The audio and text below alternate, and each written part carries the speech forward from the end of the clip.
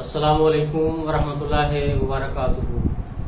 درس قرآن مجید سورۃ البقرہ آیت نمبر 65 تا 70۔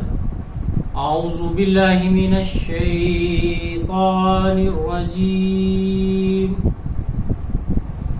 ثم تولیتم من بعد ذلک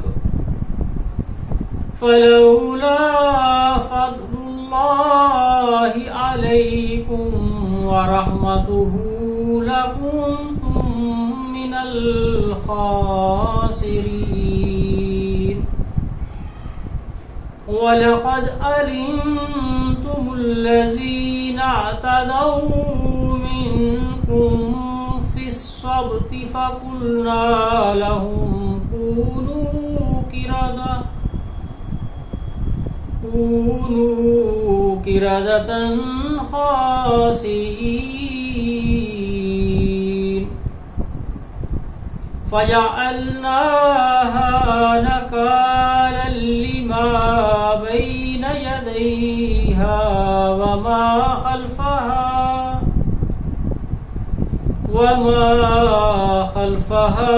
وَمَوْعِظَةً لِلْمُتَّقِينَ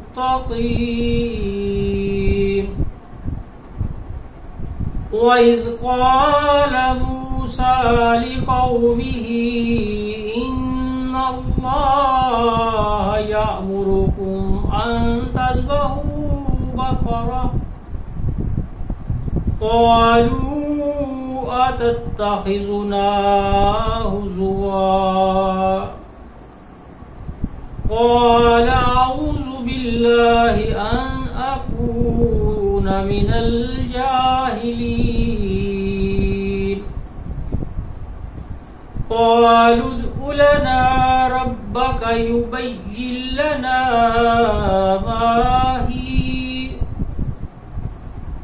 قَالَ إِنَّهُ يَقُولُ إِنَّهَا بَقَرَةٌ لَّا فَارِضٌ وَلَا بِكْرٌ أَوَانٌ بَيْنَ ذَلِكَ فَافْعَلُوا مَا تُؤْمَرُونَ قَالُوا ادْعُ لَنَا رَبَّكَ يُبَيِّن لَّنَا مَا لَوْنُهَا قَالَ إِنَّهُ يَقُولُ إِنَّهَا بَقَرَةٌ صَفْرَاءُ فَاقِعٌ لَّوْنُهَا تَسُرُّ النَّاظِرِينَ۔ اب ان آیات کا اردو ترجمہ پیش ہے۔ پھر اس کے بعد بھی تم پھر گئے، پس اگر اللہ کا خاص فضل اور اس کی رحمت تم پر نہ ہوتے تو تم ضرور نقصان اٹھانے والوں میں سے ہو جاتے، اور یقیناً تم ان لوگوں کو جان چکے ہو جنہوں نے تم میں سے سبت کے بارے میں تجاوز کیا، تو ہم نے ان سے کہا کہ ذلیل بندر بن جاؤ۔ اس آیت کی تشریح میں حضور رحمہ اللہ تعالیٰ فرماتے ہیں کہ یہاں قرادتاً خاسئین سے مراد اصل بندر نہیں بلکہ بگڑے ہوئے علماء ہیں جن کو اپنی پہلی منزل کی طرف لوٹ جانے کا حکم دیا گیا ہے۔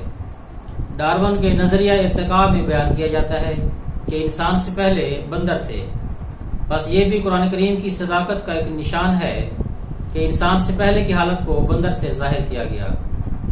یقیناً اس سے مراد بگڑے ہوئے علماء ہیں، چنانچہ رسول اللہ صلی اللہ علیہ وآلہ وسلم نے بھی یہی پیشگوئی فرمائی کہ میری امت میں ایک گھبراہٹ اور بے چینی پیدا ہوگی جس پر لوگ اپنے علماء کی طرف جائیں گے تو دیکھیں گے کہ وہاں تو بندر اور سور بیٹھے ہیں۔ کنز العمال جلد 16 صفحہ 80۔ پس ہم نے سبت کی بے حرمتی کو اس کے پیش منظر کی وجہ سے اور اس کے پس منظر کی وجہ سے سرزنش کا باعث بنا دیا اور متقیوں کے لیے ایک عظیم نصیحت بنایا۔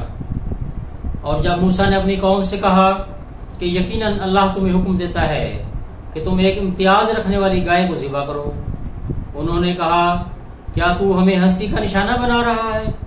اس نے کہا میں اللہ کی پناہ مانگتا ہوں اس بات سے کہ میں جاہلوں میں سے ہو جاؤں۔ اس آیت کی تشریح میں حضور خلیفۃ المسیح ثانی رضی اللہ تعالیٰ عنہ فرماتے ہیں کہ اس جگہ بقرۃ کا لفظ ہے اور یہ لفظ مؤنث و مذکر دونوں کے لیے بولا جاتا ہے۔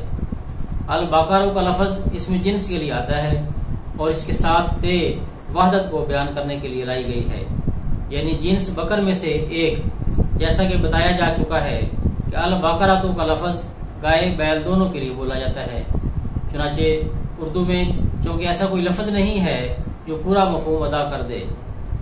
تاریخ سے معلوم ہوتا ہے کہ اسرائیلی مصریوں سے متاثر تھے اور وہ بیل کی پوجا کیا کرتے تھے۔ انہوں نے کہا اے کہ اپنے رب سے ہماری خاطر دعا کرو کہ وہ ہمارے لیے واضح کر دے کہ وہ کیا ہے۔ اس نے کہا یقیناً وہ کہتا ہے کہ وہ ایک گائے ہے، نہ بہت بوڑھی اور نہ بہت کم عمر، اس کے بین درمیانی عمر کی ہے، بس وہی کرو جو تمہیں حکم دیا جاتا ہے۔ انہوں نے کہا اپنے رب سے ہماری خاطر دعا کر وہ ہمارے لیے واضح کر دے کہ اس کا رنگ کیا ہے۔ اس نے کہا یقیناً وہ کہتا ہے کہ وہ لازماً ایک زرد گائے ہے جس کا رنگ بہت شوخ ہے، وہ دیکھنے والوں کو خوش کر دیتی ہے۔ جزاکم اللہ احسن الجزاء۔